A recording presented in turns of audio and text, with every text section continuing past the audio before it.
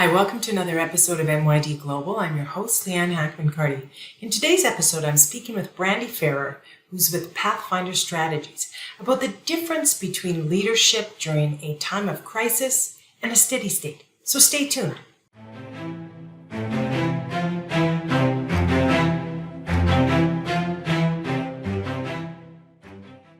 Hey, Brandy, how are you doing today?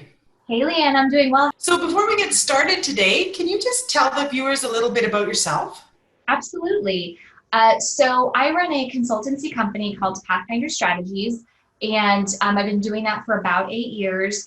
And we primarily focus on helping our clients with matters related to organizational culture. So a lot of things around leadership development, helping teams work through conflict, communication, hiring practices, and things of that nature.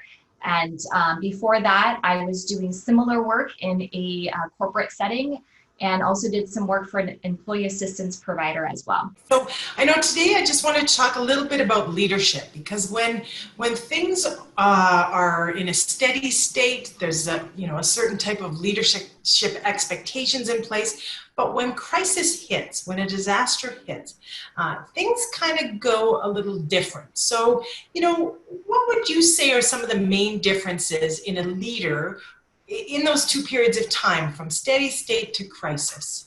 Right. I think the biggest difference, Leanne, is the urgency and the quick decision making that has to happen. So I think the most important aspects of leadership still remain the same. So things like being able to be flexible, being empathetic, those are all things that are really important. But in a time of crisis, things speed up incredibly, and there's not as much information as we would like. But leaders still need to be able to make impactful decisions, big decisions and small decisions, even given the fact that there's not a lot of time, right? There's not a luxury of time to do the research and find the right answers.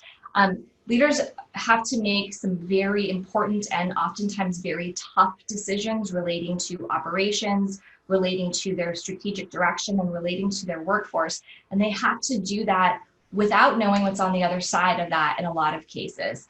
And I think that's one of the biggest differences between leading in, quote, regular times and leading during a crisis. How would you define a fearless leader? There are 4 primary areas that I think of with fearless leadership.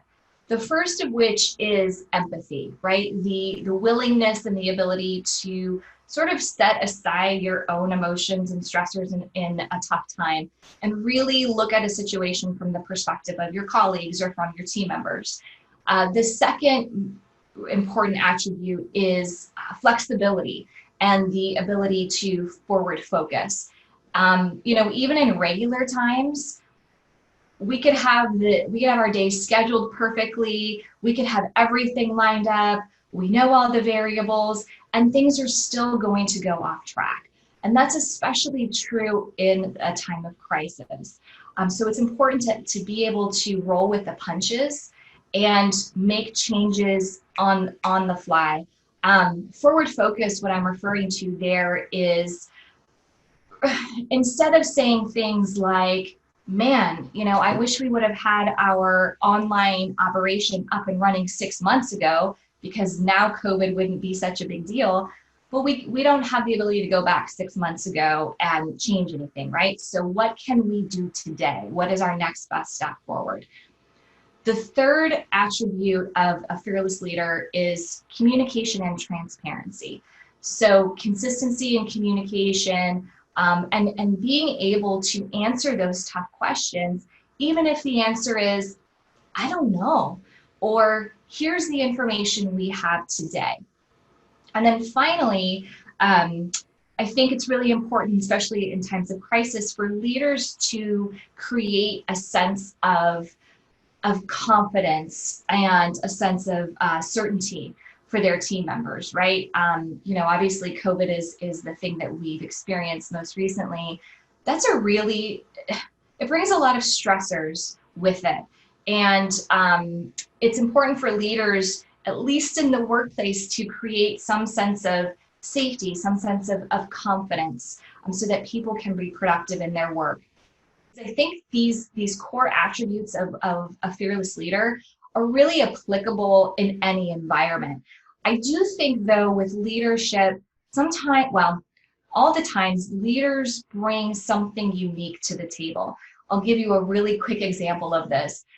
There was an executive director who came into a nonprofit, and she came in at a time where they were really in a tough spot financially, and they were having some workforce issues, some issues on the board. And she came in and she was singularly focused. She rallied the team together. She helped to repair the issues on the board. And she ended up bringing the company back into the black, and she helped sort of revive their reputation. But there began to be some issues in the way that she was managing her team.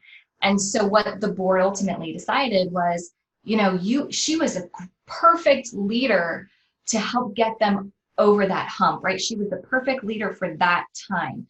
Once they got to a place where they were enjoying success and they were looking at growth, she wasn't necessarily the leader that the organization needed.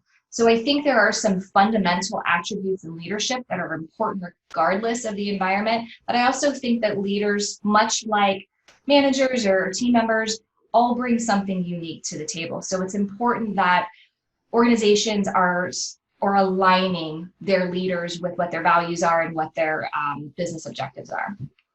Yeah, yeah. So I know you mentioned 4 different areas, but I'm just curious, what would you say would be the number one quality a leader would show during a time of crisis? Yeah, it's tough to pin it down to one thing.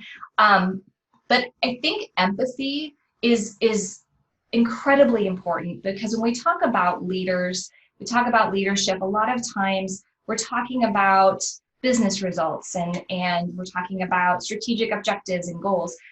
But it's the people that make that happen, right? It's team members, it's managers, it's everyone sort of pushing things forward that makes that happen. And if there is not a sense of empathy from leadership, then it's very easy for people to feel like, man, I don't know what I'm doing here. I don't feel like I'm connected to my work. I don't feel like I'm connected to the company or to what our goals are. And of course, then it's easy for people to check out or ultimately to leave. So I think being able to connect with people where they are, to listen, to honor their perspectives, I think that is definitely a huge piece of effective leadership. In your life, in your work, can you think of a specific example of someone who showed fearless leadership? I mean, you can give a name, you don't have to give a name, but I'm just curious, sometimes you learn from bad and good. I'm asking you, either one, but a recent example of someone where you'd say, yeah, that was, in your opinion, some fearless leadership that they showed. Yep. So I'll actually share with you 2 examples. There was a manufacturing company here in Spokane, Washington, and when COVID kind of really became apparent, they looked around and they're like, man, all of our orders from our customers are being canceled or they're being delayed. We have all this equipment, we have the people resources. What are we going to do? So they listened to their staff, they listened to the community, and they were flexible. And they said, you know what, we could make ventilators. We could do something to help. So they contacted local government and began to engage in some conversations on what that might look like. So that's one example. There's another example of a retail operation that because they're retail, they were deemed non-essential pretty early on. And they had to make some tough choices in terms of their workforce, right? They had to do some layoffs, but they were very clear and completely transparent in that process.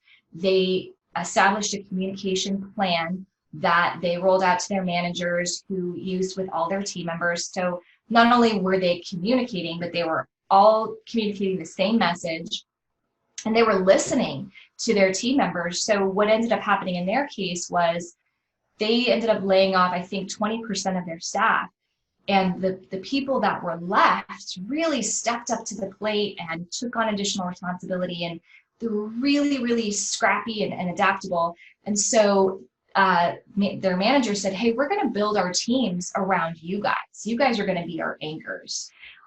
So they completely changed how they did their hiring process in response to listening to what their employees were saying. So they ended up completely changing their hiring process, which was a great improvement.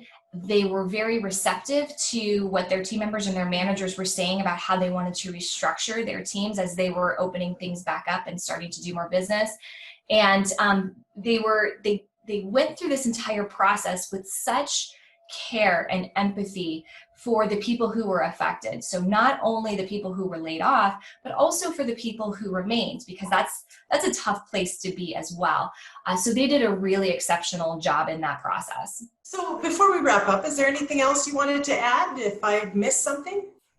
Well, I just wanted to add that, these attributes that we've been talking about, yes, we're talking about them in a leadership context, but these are really great attributes for anyone, right? From C-suite to managers to board of directors to team members.